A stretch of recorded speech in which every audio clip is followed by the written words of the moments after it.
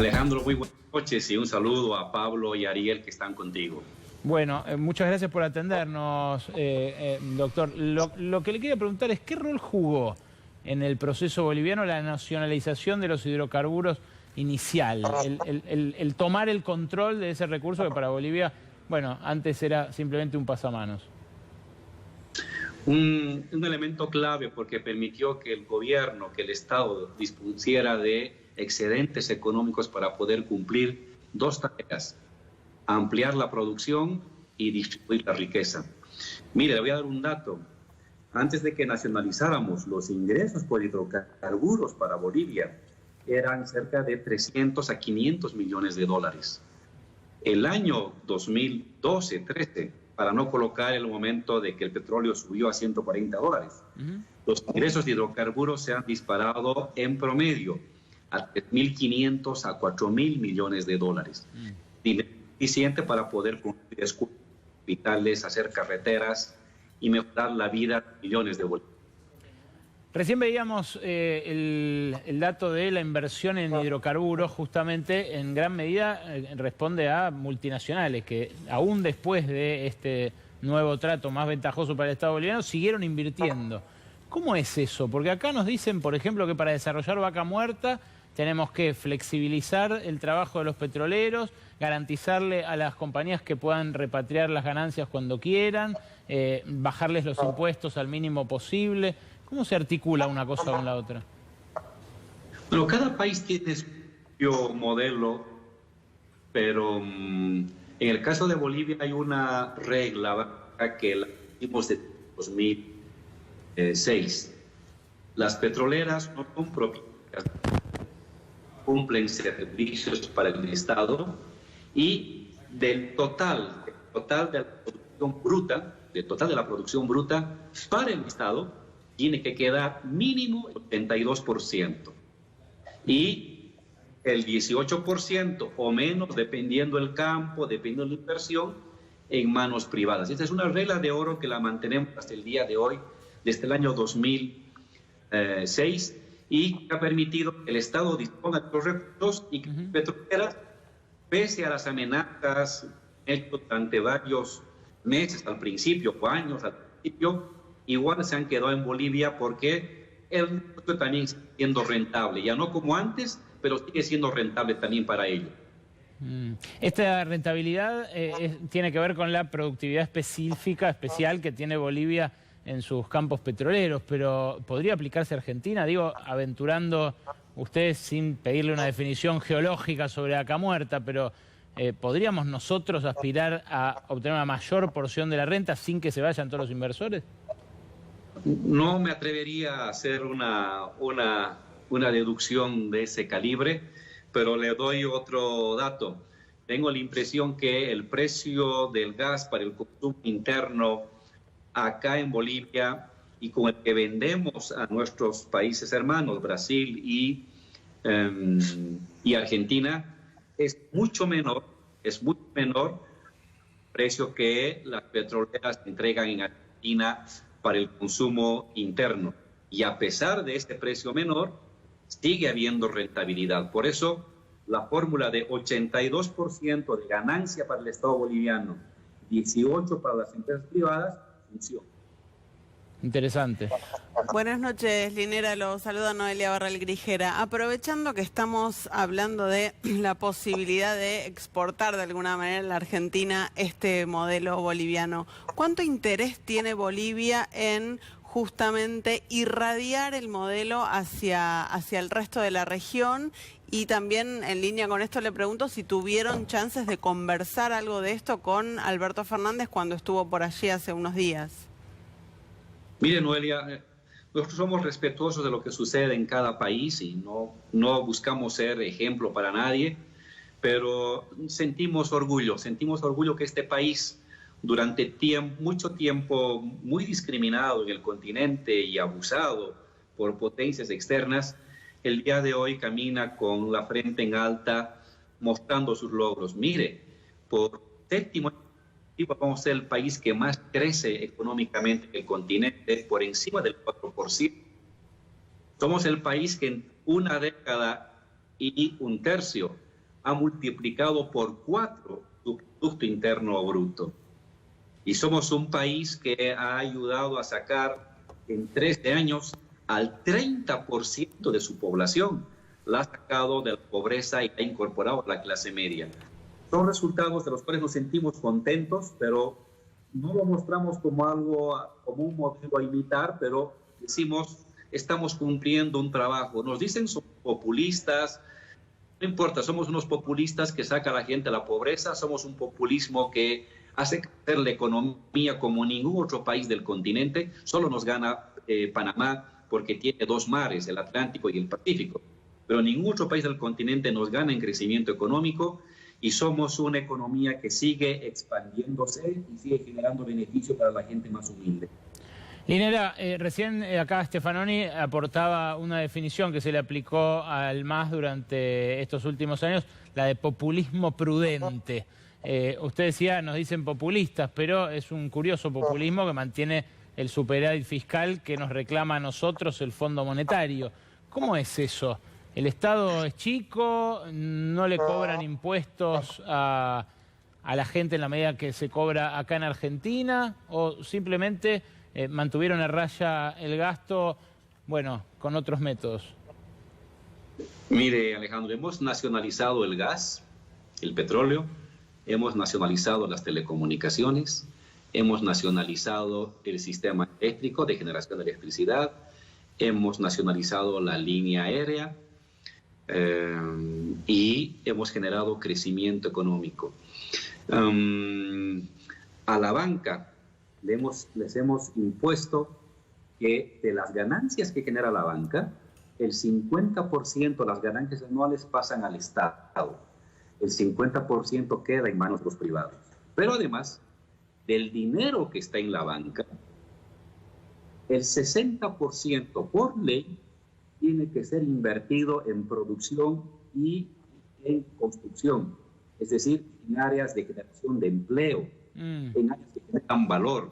Y solo el 40% lo pueden destinar a el ámbito comercial, el ámbito de la especulación financiera. Entonces, somos un país que ha tomado medidas muy fuertes. Yo no diría que hemos sido un populismo moderado, no nos calificamos como populistas, no es una buena calificación. Yo, de hecho, me hago la burla del concepto de populismo, ¿no? Pero estos resultados de una política fuerte de control del Estado ha permitido un crecimiento económico sorprendente y que tiene liderazgo en el continente. Linera, ¿cuántos impuestos pagan los ricos en Bolivia? ¿Y cómo cambió eso desde que asumió Evo Morales? Se sabe que por el lado del gasto, esa reducción de la brecha de ingresos, recién mostrábamos, de 128 a 46 veces entre deciles extremos, se dio, bueno, justamente por las obras, por los planes, por la educación, por la salud. Ahora, por el lado de la contribución de los más ricos, ¿también hubo reforma? Sí, mire, le voy a dar en términos de lo que llaman los economistas el government take aplicado a hidrocarburos, minería o la banca. El government take en hidrocarburos, es decir, el porcentaje con el que se queda el Estado del total de las ganancias. En el caso de hidrocarburos se mueve entre el 82 y el 85%. El government take en la minería se mueve entre el 50 y el 55% de las ganancias. Y el government take aplicado a la banca es entre el 50 al 51%.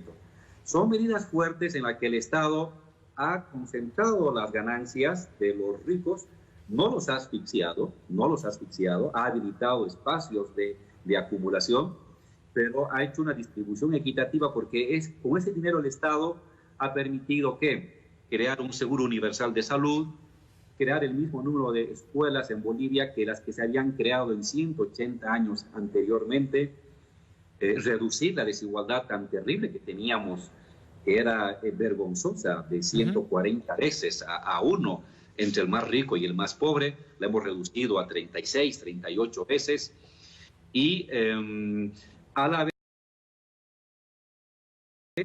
hay un sector privado que crece, que se desarrolla, tiene el acceso a la banca. En vez de que la banca esté sacando los dólares afuera o especulando con el dinero, La banca ahorra, recibe el ahorro del pueblo, de la gente, y la introduce directamente a la producción. Es una medida, a mí me parece muy novedosa. Su trabajo, ¿no? Es para lo que está hecha la banca, digamos.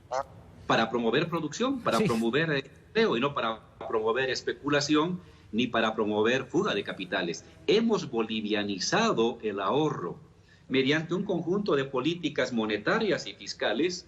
Hoy el ahorro de los bolivianos en un 98% es en bolivianos, no es en dólares. Cuando llegamos nosotros al gobierno... Sí, de esto tengo un gráfico. Permítame, Linnea, no sé si lo va a ver usted a través de Skype, pero tengo un gráfico de esto porque es realmente sorprendente. Para un argentino que ve que ante el menor indicio de crisis sale a comprar dólares como loco, ahí tiene en el gráfico, le digo a nuestros televidentes, cuánto era en bolivianos los depósitos y los préstamos del sistema financiero cuando asumió Evo Morales. 7,5% de los préstamos, 16% de los depósitos. ¿Y cuánto es ahora? 87%. En 2013 es el último dato que tengo, el dato del Banco Central de Bolivia. Casi 90% de los préstamos, casi 80% de los depósitos. Linnea, ¿me permite un microsegundo? Lo introduzco de vuelta a Stefanoni, que además es economista. ¿Cómo fue que consiguieron hacer esto? Le digo, vos que sos argentino y que sabés nuestra pasión por el dólar y a la vez... Bueno, creo que tuvo una de las razones fue que hubo poca expectativa de devaluación. En estos años se mantuvo muy estable el tipo de cambio y eso hizo que, sumado a alguna penalización impositiva por los ahorros en dólares, la gente eligiera ahorrar en bolivianos, y quizás eso, vos decías que era sorprendente, y quizás eso tiene ese aspecto sorprendente de que fue una elección individual, digamos, de cada uno de ahorrar en bolivianos. Claro, no los obligan. Y de que se fue en una economía bimonetaria, como era la economía boliviana, se fuera bolivianizando también las expectativas, en de 15 algún modo. años, eso es increíble, realmente. No se movió, el dólar no se movió en los últimos 10 años, 12 años, no se movió. Tiene el mismo valor. Lo escucha, embajador, al vicepresidente. Buenas noches, vicepresidente. ¿Qué tal, Álvaro?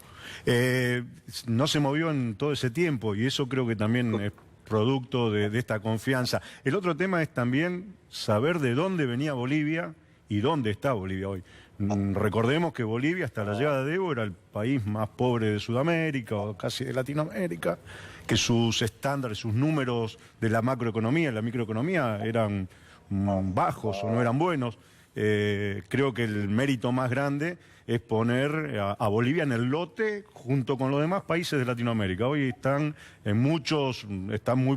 mucho mejor que incluso la Argentina. Álvaro, ¿y esto no representa un riesgo para ustedes en la próxima elección? Ya ahí apelo a usted como teórico político, como columna vertebral teórica del movimiento al socialismo. ¿No temen que les ocurra ahora el 20 de octubre algo parecido a lo que les solió ocurrir a los movimientos que en Argentina lograron elevar el nivel de vida de la población y que después se enfrentaron demandas de nuevo tipo que no pudieron alimentar, que no pudieron satisfacer, y el electorado terminó optando por otras alternativas? Antes de responderte el debate sobre el cuadro que mostrabas, esto es del año 2013, hasta el año 2018, estas cifras han pasado hasta el 90, 97, 98%, tanto de los ahorros como de los créditos. Y tiene que ver con una tasa relativamente flexible de cambio, exportaciones que han incrementado notablemente, que pasan por el Banco Central y luego a los privados, pero además porque hemos premiado al que ahorra en bolivianos. La banca nos ha puesto una ley que premia al ahorrista puesta por la moneda boliviana, de tal manera que eso nos ha permitido soportar las fluctuaciones internacionales y darle al Estado una capacidad de flexibilidad monetaria al momento de invertir, de sacar dinero al consumo interno, al mercado, o de retirar dinero. Entonces, ha sido un conjunto de políticas bien pensadas en el ámbito fiscal y en el ámbito monetario que han logrado esa extraordinaria bolivianización de la economía boliviana, cuando éramos un país cuando llegamos al gobierno, la gente manejaba en el bolsillo el dólar, manejaba el boliviano y la gente en una tienda podía usar el dólar y el boliviano sin ningún tipo de restricción. Hoy no, ahora la gente ahorra en boliviano, sabe que el dinero boliviano es sólido, que hay una economía sólida, que hay un Estado sólido que garantiza Álvaro, su ahorro. Queda clarísimo. Queda clarísimo. No quiero, se me acaba el tiempo, no quiero que me deje de responder la otra pregunta. ¿No cree que este ascenso social que generó en estos 15 años el gobierno de Evo Morales puede volvérsele en contra en caso de que se generen esas nuevas demandas? Siempre hay ese riesgo, porque claro, sectores populares asociados en sindicatos, en gremios, mejoran sus condiciones de vida, tienen ingresos de clase media, digámoslo así, por ingresos, otro tipo de expectativas, otro tipo de asociatividades, cambian el sindicato por el WhatsApp, en fin. Pero lo que pasó en Bolivia es algo muy interesante. Buena parte de este ascenso de la clase media ha traído el bagaje cultural de su origen.